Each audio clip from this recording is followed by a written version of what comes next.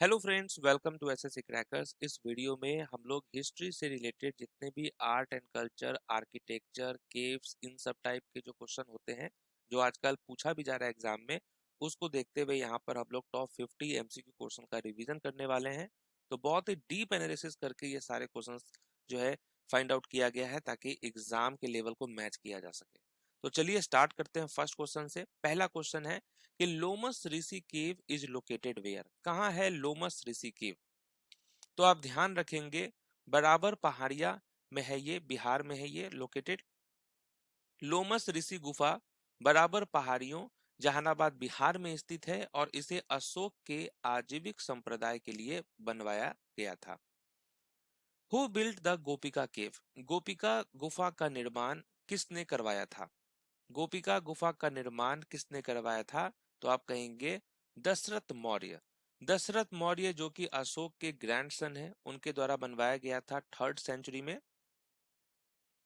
Next है धनीकटक किस राज्य में स्थित है? तो ये जो है कहाँ पे स्थित है धनीकटक? तो आप ध्यान रखेंगे आंध्र प्रदेश में है, आंध्र प्रदेश में स्थित था और यह महासांघिक बौद्ध संप्रदाय का प्रमुख केंद्र था। नेक्स्ट, कन्हेरी गुफाएं कहाँ स्थित हैं? कन्हेरी केव आर लोकेटेड वेयर? तो ये मुंबई में स्थित है। कनेरी गुफाएं मुंबई में स्थित है और यहाँ 11 सिर वाले बोधिसत्व की प्रतिमा मिली है। सांझी प्रमुख लोक कला और उत्सव शैली किस राज्य या क्षेत्र से संबंधित है? सांझी ये है उत्तर प्रदेश से रिलेटेड।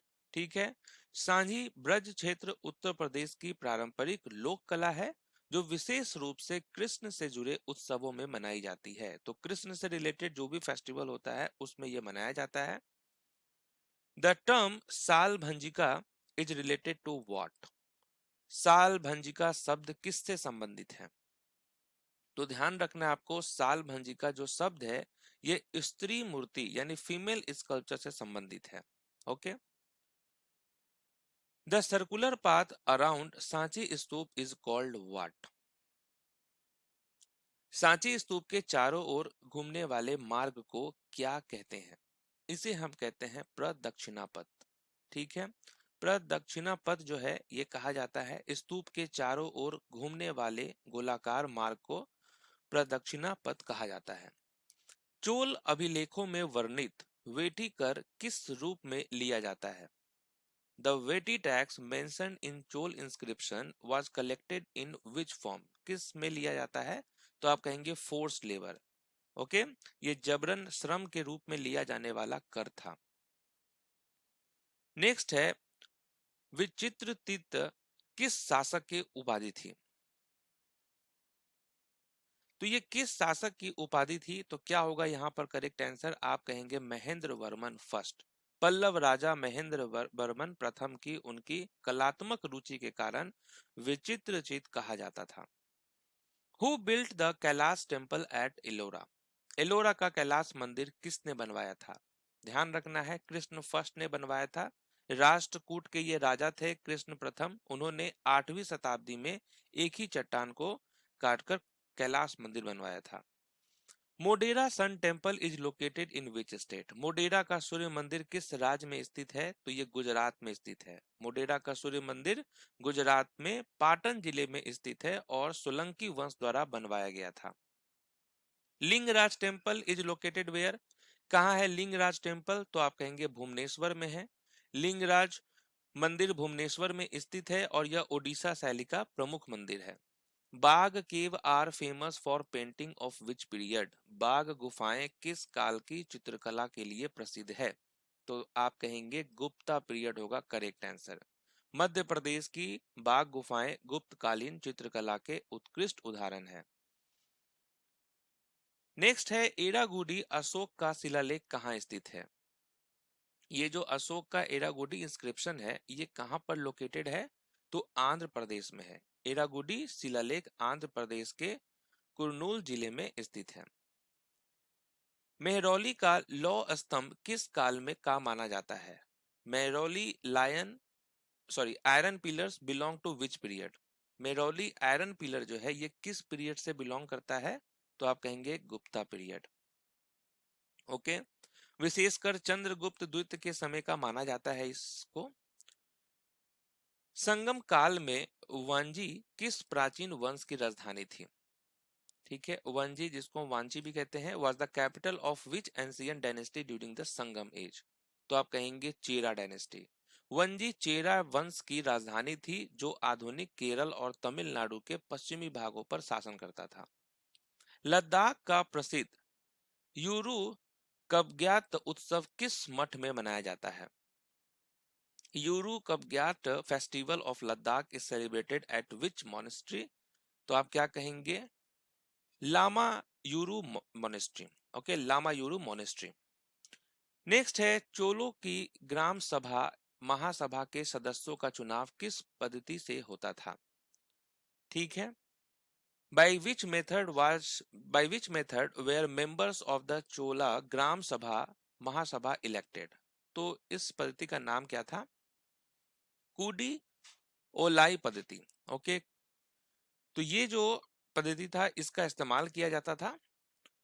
तो यहाँ देखेंगे कि ये जो पद्धति थी उसमें उम्मीदवारों के नाम तार पत्र पर लिखकर घड़े में डाले जाते थे और एक बच्चे से पर्ची निकलवाकर चयन किया जाता था। उस टाइम पे इस तरीके से ये सब किया जाता था। तेली का मंदिर ग्वालियर किस प्रकार की स्थापत्य शैली के लिए प्रसिद्ध है? तेली का मंदिर ये किस स्थापत्य शैली के लिए प्रसिद्ध है? तो आप कहेंगे फ्यूजन ऑफ द्रविडियन एंड नागर स्टाइल। तेली का मंदिर 9वीं शताब्दी में द्रविड़ शैली का शिखर और नागर शैली की सजावट का अनोखा मिश्रण मिलता है। बदामी गुफा संख्या 4 मुख्य रूप से किस धर्म से संबंधित है? Badami cave number 4 is mainly associated with which religion? Right answer होगा जैन धर्म। जैन धर्म का है बदामी की गुफा संख्या 4 जैन तीर्थंकर को समर्पित है और इसमें महावीर, पार्श्वनाथ और जो बाहुबली की मूर्तियां हैं यहाँ पर। बीबी का मकबरा औरंगाबाद किसकी याद में बनवाया गया था? किसकी याद में बनवाया गया था? तो राइट आंसर होगा रूबिया उद दौरानी। और औरंगाबाद में बीबी का मकबरा मुगल बादशाह औरंगजेब की पहली पत्नी और मुख्य बेगम दिल रस बानो बेगम जिन्हें मरने के बाद राबिया उद दौरानी के नाम से जाना गया की याद में बनवाया गया था। ठीक है, तो रबिया उद दौरानी यहाँ पर करेक्ट आंसर है। कुवत उल इस्लाम मस्जिद जो है इसका निर्माण किस शासक ने करवाया था? कुवत उल इस्लाम मस्जिद का निर्माण किसने करवाया था? कुतुबुद्दीन ऐबक ने करवाया था। यह दिल्ली सल्तनत के पहले शासक कुतुबुद्दीन ऐबक द्वारा कुतुब परिसर में बनवाई गई थी। नेक्स्ट है, Gangaikonda Cholapuram was founded by which Chola ruler? Okay, तो ये जो है गैकोंडा चोलपुरम की स्थापना किस चोल शासक ने की थी? तो इनका नाम है राजेंद्र चोल फर्स्ट। यहाँ पर कंफ्यूज नहीं होना है राजा चोल प्रथम से, राजेंद्र चोल प्रथम करेक्ट होगा। तो राजेंद्र चोल प्रथम ने इसे अपनी नई राजधानी के रूप में बसाया और यहाँ भव्य शिव मंदिर बनवाया था। नेक्स्ट है, बिशन दास किस मुगल सम्राट के दरबार का प्रसिद्ध चित्रकार था? बिशन दास तो ये जहांगीर का था। बिशन दास जहांगीर के दरबार का प्रसिद्ध व्यक्ति चित्रकार था। नेक्स्ट है, मजहरनामा किस मुगल सम्राट ने जारी किया था? तो ये किसने किया था? अकबर ने किया था। अकबर ने 1579 में धार्मिक मामलों में सर्वोच्च अधिकार स्थापित करने हेतु मजहरनामा जारी किया था। दिल्ली का जहांपनाह शहर किस शासक ने बनवाया था? दिल्ली का जहांपनाह शहर किस शासक ने बनवाया था? मोहम्मद बिन तुगलक ने बनवाया था। मध्य काल में खानका किससे संबंधित है? In medieval India Khanqah was a place associated with home. ये किससे संबंधित है? सूफी सेंट से संबंधित है। खान का वह स्थान था जहां सूफी संत रहते और अपने अनुयायियों को उपदेश देते थे। हम्पी किस राज्य की राजधानी थी? Hampi was the capital of which empire? ये आपका राइट आंसर होगा विजयनगर अंपायर। हम्पी विजयनगर साम्राज्य की राजधानी थी और विठल मंदिर जैसे भव्य मंदिरों के लिए प्रसिद्ध है। गीत गोविंद की रचना किस कवि ने की थी? ये किया था जयदेव ने। 1504 में आगरा शहर की स्थापना किस शासक ने की थी? आगरा शहर की स्थापना सिकंदर लोदी ने किया था 1504 में। लाल किले के अंदर स्थित मोती मस्जिद का निर्माण किसने करवाया था? मोती मस्जिद का निर्माण किसने कराया था? औरंगजेब ने। Ibadat Khana at Fatehpur Sikri was built by Akbar for what purpose? Fatehpur Sikri का इबादत खाना अकबर ने किस उद्देश्य से बनवाया था? तो रिलीजियस डिस्कशन के लिए, धार्मिक चर्चाएं के लिए बनवाया था। नेक्स्ट है रजम नामा किस भारतीय महाकाव्य का फारसी अनुवाद है? तो राइट आंसर क्या हो जाएगा? महाभारत। ओके, रजम नामा महाभारत का फारसी अनुवाद है जो अकबर के काल में किया गया था। अनवर ए सुहैली किस ग्रंथ का फारसी अनुवाद है? Anwar e Suhaili is the Persian translation of which text? तो ये है पंचतंत्र का। अनवर ए सुहैली पंचतंत्र का फारसी अनुवादित रूप है। चित्तौड़गढ़ का विजय स्तंभ राणा कुंभा ने किस पर विजय की याद में बनवाया था? तो ये किस पर बनवाया था? महमूद खिलजी। राणा कुंभा ने मालवा के सुल्तान महमूद खिलजी पर विजय की स्मृति में विजय स्तंभ बनवाया था। कौटिल्य के अर्थशास्त्र के अनुसार राज्य के सप्तांग सिद्धांत में कितने अंग थे? According to Kautilya Arthashastra, how many elements were there in the Saptang theory of state? तो आप कहेंगे 7 था। 7 अंग थे: स्वामी, अमात्य, जनपद, दुर्ग, कोष, दंड और मित्र।